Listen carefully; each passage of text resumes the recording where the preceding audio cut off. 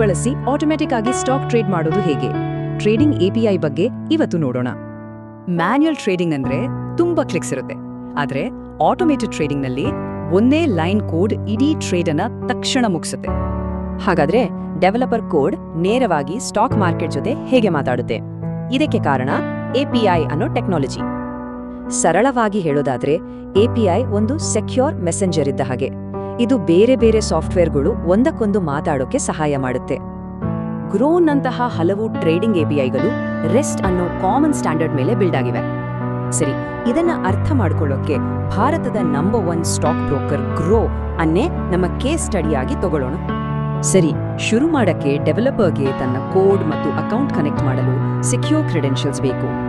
Process ತುಂಬಾ simple. Grow trade API ಪೋರ್ಟಲ್ಗೆ ಹೋಗಿ ಲಾಗಿನ್ ಆಗಿ ಕೀಸ್ ಜನರೇಟ್ ಮಾಡಿದ್ರೆ ಆಯ್ತು. ಈ ಕೀಗಳನ್ನ ಪಾಸ್ವರ್ಡ್ ತರಹನೇ ಸೀಕ್ರೆಟ್ ಆಗಿ ಇಡಬೇಕು. ಇದು ತುಂಬಾನೇ important.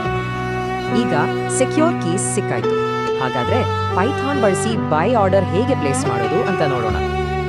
Command place order function ನಿಂದ ಶುರುವಾಗುತ್ತೆ. grow.placeorder etc ಅಂತ. ಇದರೊಳಗೆ ಮೊದಲು ಸ್ಟಾಕ್ನ ಟ್ರೇಡಿಂಗ್ ಸಿಂಬಲ್ ಯಾವುದು ಅಂತ ಸ್ಪೆಸಿಫೈ ಮಾಡಬೇಕು. ನೆಕ್ಸ್ಟ್, ಎಷ್ಟು ಷೇರುಗಳನ್ನ ಟ್ರೇಡ್ ಮಾಡಬೇಕು ಅನ್ನೋ ಕ್ವಾಂಟಿಟಿಯನ್ನ ಡಿಫೈನ್ ಮಾಡಬೇಕು.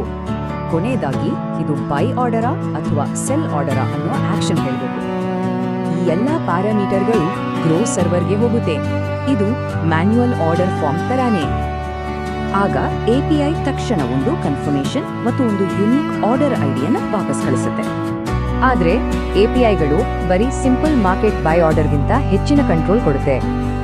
ಡೆವಲಪರ್ಗಳು ಬೇರೆ ಬೇರೆ ರೀತಿಯ ಆರ್ಡರ್ಗಳನ್ನು ಪ್ರೋಗ್ರಾಮ್ ಮಾಡಬಹುದು. ಇದರಿಂದ ಇನ್ನೂ ಉತ್ತಮ ಸ್ಟ್ರಾಟಜಿಗಳನ್ನು ಮಾಡಬಹುದು.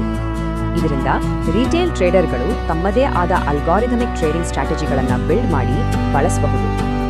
ಆದರೆ ಈ ಹೆಚ್ಚಿನ ಪವರ್ ಜೊತೆಗೆ ಅಷ್ಟೇ ದೊಡ್ಡ ಜವಾಬ್ದಾರಿನೂ ಬರುತ್ತೆ. ಉದಾಹರಣೆಗೆ, ಕ್ವಾಂಟಿಟಿ ಪ್ಯಾರಾಮೀಟರ್ನಲ್ಲಿ ಒಂದು ಸಣ್ಣ ಟೈಪೋ ಅಂದುಕೊಂಡಿದ್ದಕ್ಕಿಂತ ದೊಡ್ಡ ಆರ್ಡರ್ಗೆ ಕಾರಣವಾಗಬಹುದು. ಟ್ರೇಡ್ ಮಾಡುವ ಪವರ್ ಈಗ ಕೋಡ್ನಲ್ಲಿದೆ, ಆದರೆ ಅದಕ್ಕೆ ಸರಿಯಾದ ಸ್ಟ್ರಾಟಜಿ ಇದೆಯಾ?